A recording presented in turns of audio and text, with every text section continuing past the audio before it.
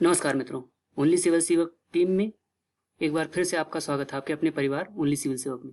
जैसा कि UP triple S C पेट ने अपना एग्जाम कराया 24 तारीख को 2 शिफ्ट में, और उसके बाद आंसर की दी है। आंसर की सही तो है, लेकिन इसमें इतना झमेला है जो आम बच्चा समझ ही नहीं पा रहा है। आंसर की सिर्फ एक का दिया है, उसी को मास्टर आंसर की कह दिया है सेट ए का दे करके।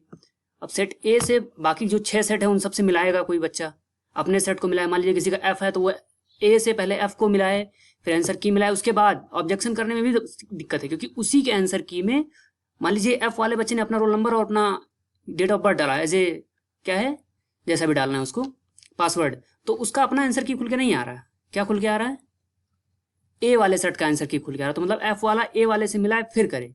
इस सारी समस्या को दूर करने के लिए मैंने आपको एक साधारण तरीका मैंने ढूंढ लिया, मैं वही बता देता हूँ। सबसे पहले हम क्रोम पे चलते हैं। देखिए क्रोम खोल लेंगे और यहाँ डाल देंगे वही यूपी ट्रिपल एस सी या यूपी ट्रिपल एस सी डालेंगे अपने आ जाए। देखिए मैंने पहले से इसलिए डाल रखा है UP triple S C GUB.in आएगा। ओपन करेंगे, यूपी ट्रिपल एस डालते ही डालते सबसे पहला ये देखिए यहाँ आ गया ना, यहाँ ऊपर ही आपको जाना है, नीचे जाने की जरूरत नहीं है। ये आपको इसकी जरूरत नहीं पड़ेगी, सीधे यहाँ जाइए और आप ये लिखा है 31 तारीख को न्यू पूरा विज्ञापन संख्या इतना परीक्षा पेट के संपन्न लिखित परीक्षा के। अब इसको क्लिक करेंगे, टाइम लगेगा, मैंने पहले से खोल रखा है इसलिए मैं वैसे वो पेज तो दिखाना ही पड़ेगा, क्योंकि खुला तो क्या हो गया, क्योंकि उस पेज को नहीं खोला है ना, उसमें आपकी आईडी और पासवर्ड डालना है। मैं डाल देता हूँ जिसकी भी आईडी पासवर्ड है मेरे पास। टाइम ले रहा है 1 मिनट। देखिए यहाँ आईडी और पासवर्ड पहले से मैंने किसी का डाल रखा है, वही डाल देता हूँ। पासवर्ड क्या है भाई? 10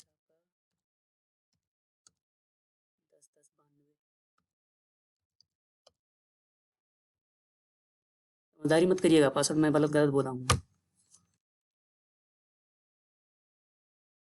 देखिए जब आप ओपन करेंगे तो कुछ ऐसा खुल जाएगा, इसमें रहेगा, इसमें चीज़ें बताइए। जैसे ऑब्जेक्शन करना है तो कैसे करना है, मास्टर प्रश्न पत्र डाउनलोड करना होगा पहले, फिर मास्टर प्रश्न पत्र के पत्र को मिलान करने, अपने आंसर की से मिलान करना है। डाउन ड्रिप में आप जो होगा आपत्ति दर्ज करनी हो, कैसे करनी हो मैं पूरा आपको भी दिखाई देता हूँ, लाइव दिखा रहा हूँ कैसे करना है। यहाँ के बाद आप बस प्रोसीड कर जाइए। जैसे ही आप प्रोसीड करेंगे कुछ इस तरह खुल के आ जाएगा। इसमें मतलब यहाँ कोने पे आपका रोल नंबर दिया होगा और यहाँ आपका नाम दिया होगा, यहीं ऊपर वो मैंने छिपा दिया है जिसका भी है। अब इसमें देखिए ये लाइन से पूरे क्वेश्चन दे रखे हैं 100 के 100। पहले तो ये देख लीजिए, देखिए 100 के 100 क्वेश्चन दे रखे हैं। लेकिन एक बात ध्यान दीजिए, जो ध्यान देना है, ये जो आंसर की है ना, ये आपके सेट का नहीं है, ये सेट ए के अकॉर्डिंग है। मतलब मान लीजिए अगर आपका सेट एफ है तो ये एफ के हिसाब से आंसर की नहीं दी हुई है, एफ के हिसाब से ना क्वेश्चन नंबर दिए हुए हैं। ये जो दिया हुआ है ये सेट ए के हिसाब से, जो मास्टर आंसर की जो यूपी ट्रिपल एस सी पेट ने निकाला है वो दिया हुआ है।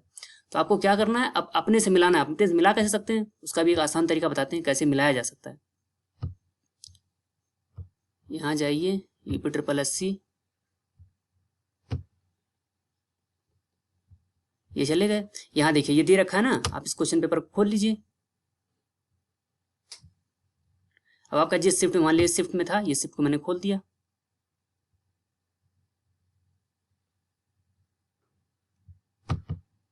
खोलने में थोड़ा टाइम लगेगा, जो भी है सब आ जाएगा। अब ए तो है नहीं मेरे पास, अब मैं क्या कर सकता हूँ, देखिए ए खोल के रखना पड़ेगा मुझे, किसके? अपने लिए। ए सेट को मैं खुद खोल लूंगा, और कोई भी सेट, मान लीजिए सी सेट खोल देता हूँ, या एफ की बात की थी तो एफ खोल देता हूँ, ये एफ भी है। अभी अपने आप कुछ देर में खुल जाएगा, 2 मिनट में वेट करिए। देखिए ये एफ सेट है और ये सेट है ए, मैंने दोनों खोल रखा है। ए को चलता हूँ क्योंकि ए का काम नहीं है। तो आप देखिए पहले ये देखिए, क्वेश्चन तो आपको याद ही होंगे आप कब कौन मिलाया था। जैसे ये इन्होंने सी आंसर माना है, आप कैसे चेक करेंगे, मैंने दिखा दिया था, अभी आप कैसे चेक करेंगे। ये देखिए पहले क्वेश्चन का सी आंसर है सेट ए में, ठीक है। 1 मिनट, सेट ए है। अब ए के हिसाब से देखिए ये सब आया था ना, तो इसका सी आंसर होना चाहिए। आप असेसमेंट में देखिए सी दिया हुआ है। अब ऐसे ही दूसरा क्वेश्चन देखिए, दूसरा क्वेश्चन प्लस ही होना चाहिए, तो प्लस यानी बी ऑप्शन होना चाहिए। देखिए बी ऑप्शन दिया हुआ है। फिर ऐसे ही फिर तीसरा देख लीजिए, तीसरे में क्या होना चाहिए, लॉर्ड डलहौजी होना चाहिए, तो ये डलहौजी बी दिया हुआ है। मतलब क्या है कि ये सेट ए के आंसर की है, यानी जो ऑब्जेक्शन करेंगे आप सेट ए के हिसाब से करेंगे, आप अपने सेट के हिसाब से मत करिएगा, नहीं तो आप जब आंसर की मिलाएंगे तो आपका दिमाग खराब हो जाएगा, क्योंकि इसमें लगभग 70 क्वेश्चन गलत जाएंगे, क्योंकि वो सेट ही अलग है। आप एफ सेट में और ए सेट में डिफरेंस है। अब वही चीज दिखाता हूँ मैं, ए सेट में कहाँ पर है कोई, एफ सेट में कहाँ पर है। एफ सेट में पहला ये वाला क्वेश्चन है, स्वतंत्रता संग्राम वाला, गांधी जी वाला है। वो क्वेश्चन कहाँ पर है, डलहौजी वाला, ये भी देख लेते हैं। धीरे धीरे चलते हैं, दिख जाएगा बट देख लेते हैं। ये देखिए वो क्वेश्चन यहाँ पे है, डलहौजी वाला, 31 से शुरू हो रहा है, समझ रहे हैं ना, डलहौजी शुरू हुआ डलहौजी वाले क्वेश्चन से, 31 से है।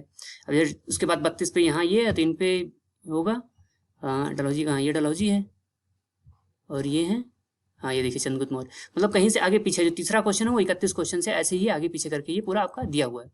तो अब जब इसे कर लेंगे तब क्या करेंगे, अब देखिए असेसमेंट में जाना है आपको। मान लीजिए कोई क्वेश्चन, जैसे अब मैं बता देता हूँ कि सेट ए के हिसाब से कौन कौन सा क्वेश्चन रॉन्ग है। सेट ए में 22 नंबर क्वेश्चन, चलिए रॉन्ग का मतलब जिसपे आप ऑब्जेक्शन कर सकते हैं। ये क्वेश्चन इसमें दिया हुआ है कि विशेषता नहीं है, इस बात पे ध्यान दीजिए। तो जैसे इन्होंने दिया है प्रतिबद्ध न्यायालय न्यायतंत्र, 22 नंबर का आंसर भी देख लेते हैं तुरंत लगे हाथ। इन्होंने क्या दिया है, इन्होंने देखिए 22 का सी दे रखा है। सी का मतलब हो गया 22 का बी दे रखा है, सॉरी 22 का बी दे रखा है। बी का मतलब हो गया प्रतिबद्ध न्यायालय, कमिटेड जुडिशरी। ये नहीं है, ऐसा नहीं है, क्योंकि न्यायालय कमिटेड है संविधान के प्रति, संविधान के प्रति हर कोई कमिटेड है। जैसे हमारा जो है क्वासी फेडरल नहीं है, फेडरल संविधान तंत्र है, ये गलती है, मतलब इस पे हम ऑब्जेक्शन कर सकते हैं। दूसरा चलते हैं 26 नंबर क्वेश्चन पे, यहीं से तुरंत 26 नंबर पे खोल लेते हैं। ये देखिए अब इस क्वेश्चन में बिजली का प्रवाह सर्किट में कब होता है, इन्होंने दे रखा है स्विच बंद या चालू होने पर, यानी अंग्रेजी में पढ़े था स्विच इज आइदर ओपन और क्लोज। जब स्विच ओपन होता है तब नहीं हो सकता है, या तो एक ही कंडीशन में हो सकता है सर्किट में बिजली का प्रवाह, या तो ओपन हो या क्लोज हो। तो इस हिसाब से ये गलत है। देखिए इसके हिंदी और इंग्लिश में दोनों में अलग अलग मीनिंग है। अगर इंग्लिश हिंदी वाला माने तो चालू होने पर होगा आंसर, और इंग्लिश वाला माने तो ओपन नहीं क्लोज्ड होने पे। जब सर्किट क्लोज होता है तब जाके होता है, लेकिन यहाँ स्विच लिखा हुआ है तो स्विच ओपन होना चाहिए, ये वाला होना चाहिए। तो ये आंसर में दिक्कत है, तो इस आंसर को आप गलत कर सकते हैं। या ये क्वेश्चन है होगा कैसा, ये क्वेश्चन होगा गलत क्वेश्चन, इसमें आंसर गलत नहीं है, क्वेश्चन गलत है, वो लगाएंगे। इसके बाद एक क्वेश्चन है 70, मतलब देख लीजिए कौन सा इन्होंने दे रखा है, 26 नंबर का दिखा देते हैं। ये देखिए 26 नंबर का इन्होंने बी दे रखा है, 26 का बी दे रखा है, स्विच बंद होने पर। 26 का बी, स्विच बंद होने पर, स्विच इज क्लोज्ड, ऐसा है क्या? ऐसा तो नहीं हो सकता।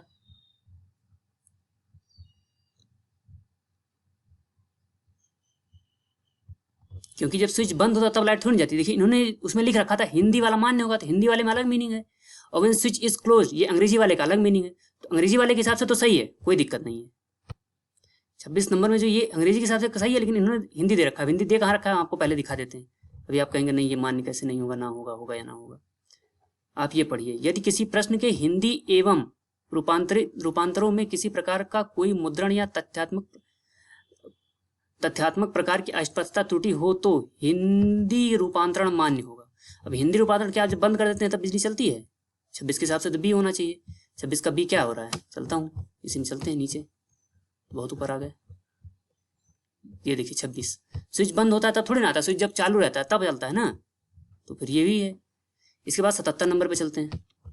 3 क्वेश्चन है जो आपको मेनली करने हैं, बाकी का 77 नंबर। ये देखिए इसमें यह है वैज्ञानिक दृष्टि का अपेक्षाकृत अभाव होता है, इन्होंने साहित्य शास्त्री माना है। लेकिन अगर हम इस पैसेज को पढ़ रहे थे तो इसमें इस पैसेज के हिसाब से साहित्यकार निकल रहा था, आप समझिए, तो ये भी सस्पेंसिव है।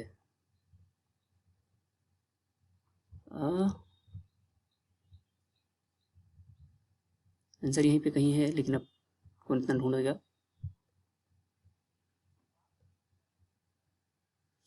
तो ये 2 क्वेश्चन आपके 3 क्वेश्चन हो गए।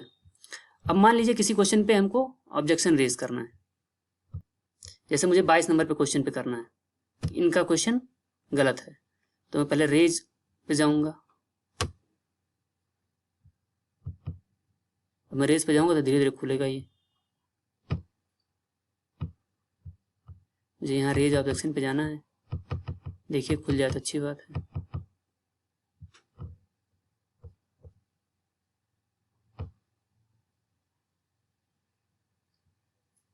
अब लिखना है सेलेक्ट क्वेश्चन टाइप, तो क्या है, प्रश्न गलत है, पाठ्यक्रम से बाहर का है, उत्तर विकल्प गलत है, क्या है मतलब मामला क्या है, आयु द्वारा जारी विकल्प, उत्तर विकल्प गलत है, एक से अधिक उत्तर होने की संभावना है, प्रश्न की हिंदी और तथ्यात्मक भिन्नता है, बस ये डाल दीजिए। अब आपको रेफरेंस डालना होगा, जब रेफरेंस कहाँ डाल देंगे, इसमें तो कुछ नहीं डाल सकते, ये कुछ है ही नहीं, कहाँ से डाल दें आखिर हम, book title, author name, edition, reference page कहाँ से डाल दें, कुछ नहीं है। यहाँ हम जो भी लिखना होगा कि मतलब हिंदी वाला सही इंग्लिश वाला गलत है, ये डाल के फिर यहाँ सेव कर देंगे। और इसमें देख रहा है कि ऑल फील्ड साथ मैंडेटरी, तो वो तो हमारे पास है ही नहीं। तो आप समझिए धीरे धीरे ऐसे ही करके करेंगे। तो बस इतना ही है, ज़्यादा कुछ नहीं है। ओनली सिविल सेवक टीम की तरफ से, पूरे परिवार की तरफ से आप सभी को, अपने परिवार के सदस्यों को बहुत बहुत धन्यवाद। कोई भी बात जो आपको इसमें अच्छी लगे, ठीक लगे, इन्फॉर्मेटिव लगे, तो अपने दोस्तों को शेयर करिए, लाइक करिए, सब्सक्राइब करिए, और कोई सजेशन हो दीजिए। और आपका कोई डाउट हो तो आप कमेंट कर सकते हैं, कमेंट में सब कुछ बताया जाएगा। और इसकी आंसर की भी मैंने दे रखी है, तो वो लिंक में आपको कर दूंगा पूरा एकदम एग्जैक्ट, कि आप कैसे चेक कर सकते हैं आपका आंसर की सही है या गलत है, वो भी ठीक है। वैसे एक मिनट में दिखाई देता हूँ क्लास। देखिए मैंने सेट सी के अकॉर्डिंग बना रखा है इसमें, इसलिए बता भी दिया है कैसे क्या है। चलिए एक बार फिर से आपका बहुत बहुत धन्यवाद।